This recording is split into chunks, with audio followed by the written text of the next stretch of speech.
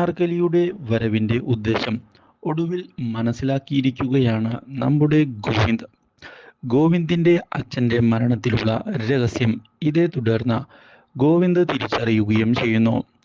അനാർക്കലി ഒടുവിൽ താൻ മാത്രമല്ല അതിൽ കുറ്റക്കാരി എന്നുള്ള കാര്യം വ്യക്തമാക്കുകയും രാധികയ്ക്കും പങ്കുണ്ട് എന്ന് പറയുകയും ചെയ്യുന്നു. ബിസിനസ് തകരുന്നതിന് കാരണം രാധികയുടെയും കൂട്ടരുടെയും കള്ളക്കളികളാണ് എന്നും ഫിനാൻഷ്യലായ തട്ടിപ്പുകൾ അവർ നടത്തിയിട്ടുണ്ട് എന്ന് പറയുകയും ചെയ്യുന്നു.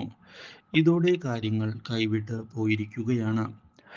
താൻ ചെയ്തതിൽ ക്ഷമ ചോദിക്കുന്ന രാധിക തന്നെ വെറുക്കരുത് എന്ന് ഗോവിന്ദിനോട് പറയുകയും ഗോവിന്ദിനോടുള്ള സ്നേഹം ആത്മാർത്ഥമായിട്ടുള്ളതാണ് എന്ന് അറിയിക്കുകയും ചെയ്യുന്നു.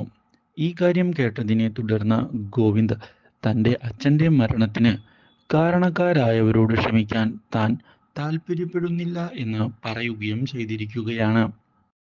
ഇതോടെ അനാർക്കലി താൻ ജയിലിലായതിന് കാരണക്കാർ ഇവരൊക്കെയാണ് എന്ന് വ്യക്തമാക്കുകയും അവരോടെല്ലാം പ്രതികാരം താൻ ചെയ്യുമെന്ന് അറിയിക്കുകയും ചെയ്യുന്നു.